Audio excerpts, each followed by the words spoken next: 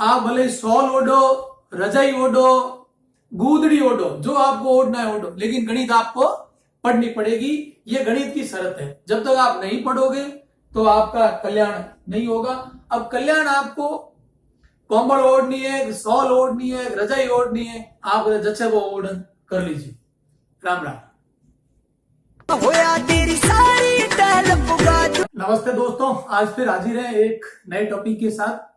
और अपना टॉपिक जो कल चल रहा था वही है आज, परिमाप और क्षेत्रफल। लेकिन आज अपन पढ़ेंगे अलग अलग सवाल कि हमारे किस प्रकार के क्वेश्चन एग्जाम में आते हैं और हम लोग कहां पर क्या गलती करते हैं। जैसे एक क्वेश्चन है, यहाँ पे एक आयताकार दर्पण है जिसकी लंबाई दे रखी है 1 मीटर, जबकि चौड़ाई दे रखी है 250 सेंटीमीटर। यहां ये चीज अपने को सबसे पहले देखनी है कि यहाँ लंबाई की विमा अलग है और चौड़ाई की विमा अलग है। 1 मीटर में है, 1 सेंटीमीटर में है। या तो हमें मीटर को भी सेंटीमीटर में बदलना है या फिर सेंटीमीटर को मीटर में बदलना। हमें ये पता है कि 1 मीटर बराबर होते हैं 100 सेंटीमीटर, ये हमें पता है। लेकिन हम जल्दबाजी में इस क्वेश्चन को समझते नहीं है, एग्जाम में डायरेक्ट गुणा करके आते हैं और ये सवाल अपन वहां पर गलत करके आते हैं। समझना होता है, कभी भी किसी भी सवाल को पढ़ने से पहले उसकी विमाओं को देखना बहुत जरूरी है। विमाएं दोनों राशियों की समान होनी चाहिए। अपन ने यहाँ पर 100 सेंटीमीटर कर दिया तो लंबाई हमारे पास आ गई 100 सेंटीमीटर, चौड़ाई हमारे पास है 250 सेंटीमीटर। इसका अपने को निकालना है क्षेत्रफल। आयताकार है, आयत का क्षेत्रफल का सूत्र सभी को पता है, लंबाई गुणा चौड़ाई होता है। लंबाई अपने को पता है, यहां पर दे रखी है 100, चौड़ाई यहां पर अपने को दे रखी है 250।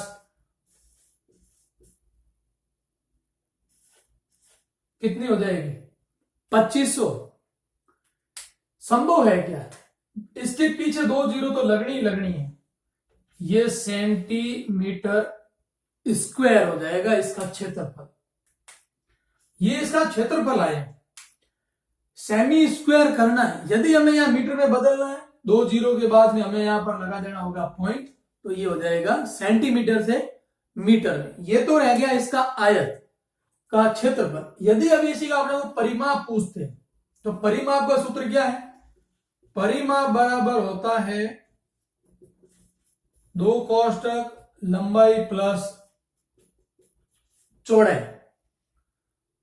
2 लंबाई है आपकी 100, चौड़ाई है आपकी 250, 2 कोष्टक 350 बराबर हो जाएगा 700 सेंटीमीटर। ये आपका रहेगा उत्तर।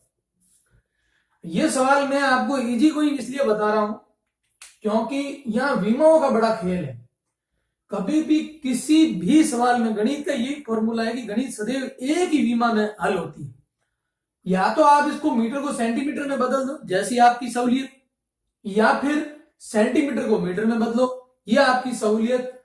अपन ने यहां किया कि अपने पास ज्यादा बड़ी विमा 250 सेंटीमीटर लग रही है तो फिर अपन ने मीटर को भी बदल दिया सेंटीमीटर। ये हो गया अपने एक नया क्वेश्चन था अपने पास कि आयताकार दर्पण है जिसकी लंबाई 1 मीटर और चौड़ाई है 250 सेंटीमीटर, जिसका परिमाप और क्षेत्रफल अपन ने निकाला। देखते हैं नेक्स्ट क्वेश्चन।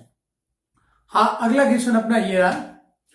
ये है कि एक आयताकार खेत है जिसकी लंबाई है 415 मीटर और चौड़ाई है 280 मीटर। इस खेत के चारों तरफ खेत का मालिक बाड़ लगाना चाहता है, कांटेदार, और उस बाड़ की जो कीमत है वो 1 मीटर लगाने के लिए उसको 10 रुपए खर्च करने पड़ेंगे। वो ये कह रहा है मुझे इस खेत के चारों तरफ बाड़ लगाने के लिए कुल कितना खर्चा करना पड़ेगा। मैंने कल आपको बोला था कि इसकी बाड़ के चारों तरफ लगानी है, यानी चारों ओर का एक चक्कर, यानी इस बिंदु से बाड़ लगाना अपन शुरू करेंगे और वापिस इसी बिंदु पे आने। तो यहां इसका मतलब क्या हो गया? चारों ओर का एक चक्कर मतलब परिमाप हो गया। इसका क्या हो गया? परिमाप हो गया। जैसे अब यहां है अपन आयत का परिमाप,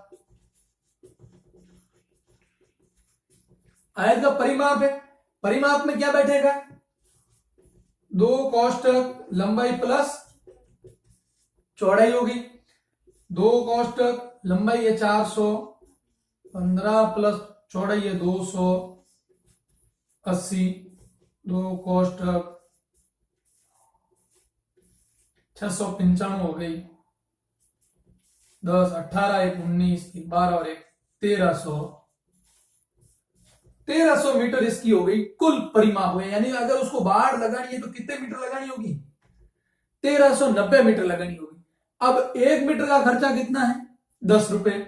तो 1310 के लिए क्या करना पड़े? 1390 के लिए गुणा कर लो 13,900 रुपये उसको कुल खर्चा करना पड़ेगा यदि इस खेत के चारों तरफ वो बाढ़ लगाना चाहता। तो इस प्रकार के सवाल है, हमें सवालों की भाषा को समझना होगा। और ये सवाल मैं आपको यहां बोर्ड पे बता रहा हूं, इतना एग्जाम में टाइम नहीं होता है। एग्जाम में तो सीधा आपको इन दोनों को जोड़ना है, 2 से गुणा करके सीधा 10 से गुणा करना है, ये दिमाग में होनी चाहिए अपने। तो सीधी सीधी बात, इतना समय नहीं, ये मैंने आपको 1 मिनट में बताया है। वहां ऐसे सवाल ही आते हैं, मैं आपको बता देता हूं, रेलवे ग्रुप डी में ऐसे सवाल ही आते हैं। लेकिन हम लोग वहां पर गलती करते हैं, सवाल को समझते नहीं है और जल्दबाजी करते हैं कि सवाल कैसा है। बिल्कुल इजी सवाल आते हैं और अपन लेवल थोड़ा ऊपर ले लेते हैं। ग्रुप डी में आपको ऐसे ही सवाल देखने को मिलेंगे। सीधा एक आयताकार खेत का परिमाप दे दिया जाएगा, आपको परिमाप दे दिया जाएगा और फिर उससे आपसे सीधा सवाल पूछा जाएगा 10 रुपए से लगाना कुल कितना खर्च आएगा। अपन सोच रहे होंगे सवाल तो कोई लेंदी, लेकिन लेंदी नहीं है, उसने पूछने का तरीका बदला है और अपन यहां पर ज्ञान लगाते बैठे हैं। चलो नेक्स्ट सवाल देखते हैं। अगला क्वेश्चन देखिए, एक आयताकार खेत है जिसकी अगले ने लंबाई अपने को दे रखी है 14 सेंटीमीटर और उसका क्षेत्रफल दे रखा उसने 98 सेंटीमीटर स्क्वायर, और वो ये कह रहा है कि इसकी चौड़ाई ज्ञात करो। क्या है क्षेत्रफल, कैसे आता है पहले ये देखना है आपको। क्षेत्रफल का सूत्र क्या है? लंबाई गुणा चौड़ाई बराबर कितना आया? 98। लंबाई कितनी है? 14 गुणा चौड़ाई बराबर 98। अपने को क्या ज्ञात करना है? चौड़ाई। तो ये चौड़ाई ले लो बार, इधर बचे 98। गुणे की चीज सदैव किस में जाती है? भाग में। 14 का भाग कितनी बार जाता है? 7 बार। तो चौड़ाई बराबर आ जाएगा 7 सेंटीमीटर।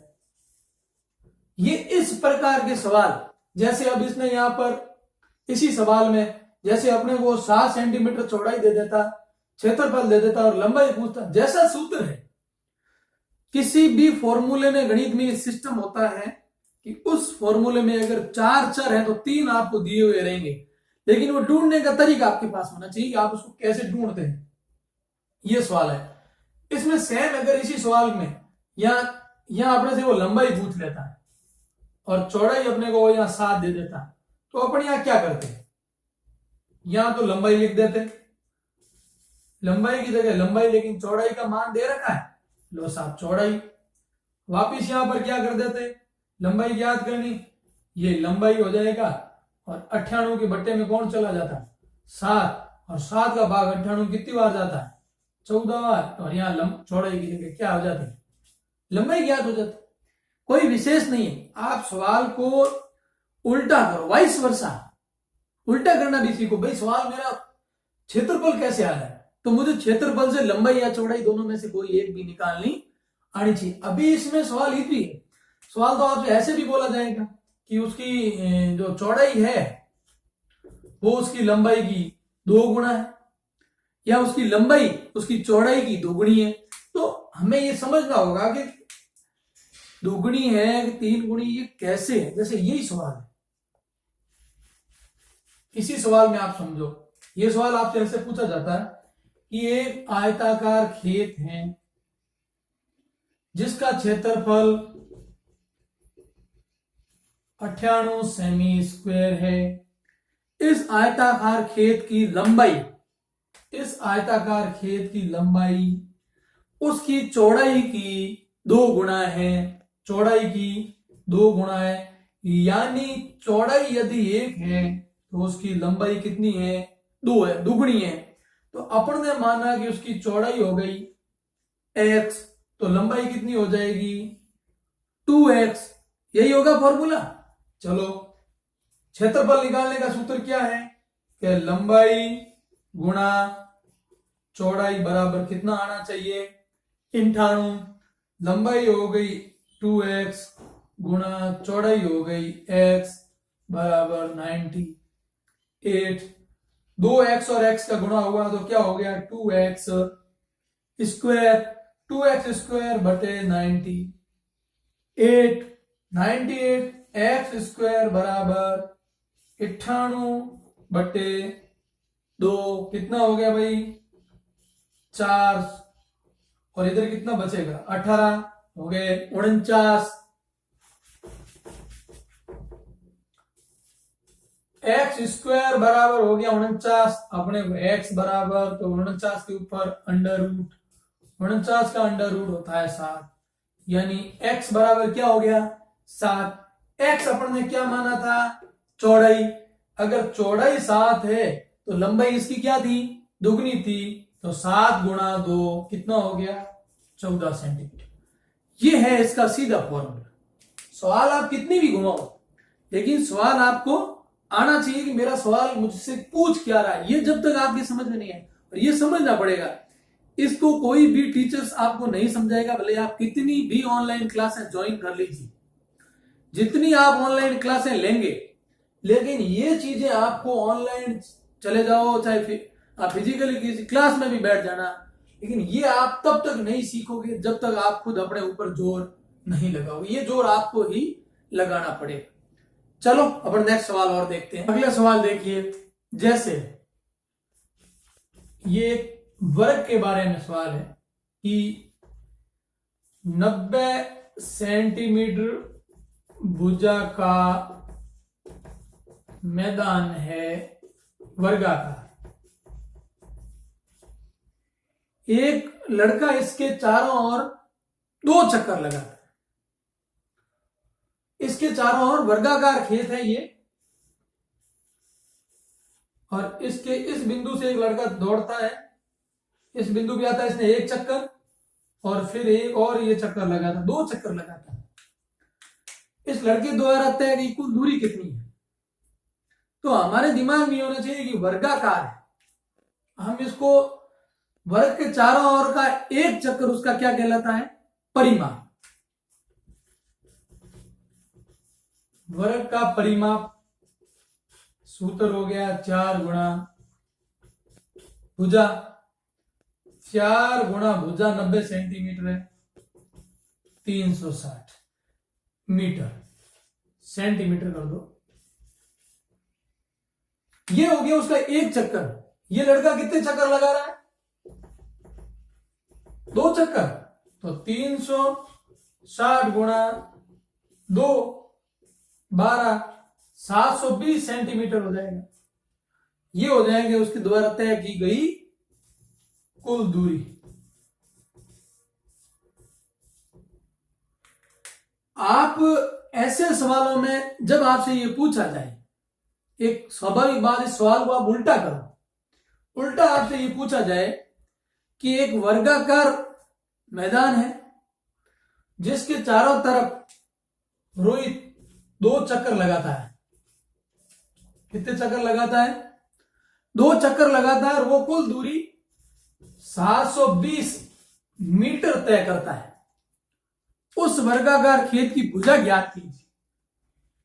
उस वर्गाकार खेत की भुजा ज्ञात कीजिए। ये 2 चक्कर है, 2 चक्कर बराबर दूरी कितनी हो गई 720। अपन 1 चक्कर की ज्ञात करेंगे, तो 720 बटा 2 बराबर 360 मीटर आ जाएगी। हमें यह तय हो गया कि 1 चक्कर लगाने पर उसके द्वारा तय की दूरी हो जाएगी 360। 360 होती है, तो ये हमें यहां भी ये पता चला कि वर्ग के चारों ओर का 1 चक्कर उसका क्या कहलाता है परिमाप। तो वर्ग का परिमाप कितना आ गया 360 आ गया। 360 आते अपन इसकी भुजा आराम से ज्ञात कर सकते हैं। ज्ञात करने का वही तरीका वापिस कि वर्ग का परिमाप फर्क का परिमाप बराबर कितना होता है 4 गुणा भुजा, और यहाँ कितना आया है 360। अपने को ज्ञात क्या करना है, भुजा ही तो ज्ञात करनी है। ये आई भुजा, भुजा बराबर कौन बचा 360, आगे कौन था 4, किस में था गुणे में था, गुणे की चीज किस में जाएगी भाग में जाएगी, और भुजा बराबर 90 मीटर। आया कि नहीं आया, ये सवाल है। इन सवालों आपसे ये सवाल पूछा जाता है, और ये ऐसे ही सवाल आते हैं, ज्यादा कोई बड़े नहीं आते हैं। सवाल ये पूछा जाता है कि रोहित एक वर्गाकार खेत के चारों ओर 2 चक्कर लगाता है और 730 मीटर की दूरी तय करता है, उस वर्गाकार खेत की भुजा ज्ञात कीजिए। आप क्या करते, आप यहां ये गलती करते, आपको सीधा 720 होता, आप 720 में क्या करते सीधा 4 का क्या दे देते भाग दे देते, और 4 का भाग देकर आप इस सवाल को गलत कर देते। 4 का भाग देते क्या आता आपका, ये 1, यहां बचा आपका 3 12 32, 9 चौक 8 चौक 32, और ये हो गया 180 मीटर निकाल देते आप भुजा सीधी। तो ये चीजें आपको समझनी होगी। वहां एग्जाम में एक एक सवाल के लिए 25 30 35 सेकंड का समय बचता है अपने पास, और यही इंपॉर्टेंस है कि आप सवालों को कितना समझते हैं। उम्मीद करता हूं कि आपको ये सवाल समझ में आए होंगे। अच्छा, अब हाँ, आप भले सॉल ओढ़ो, रजाई ओढ़ो, गूदड़ी ओढ़ो, जो आपको ओढ़ना है ओढ़ो, लेकिन गणित आपको पढ़नी पड़ेगी। ये गणित की शर्त है। जब तक आप नहीं पढ़ोगे तो आपका कल्याण नहीं होगा। अब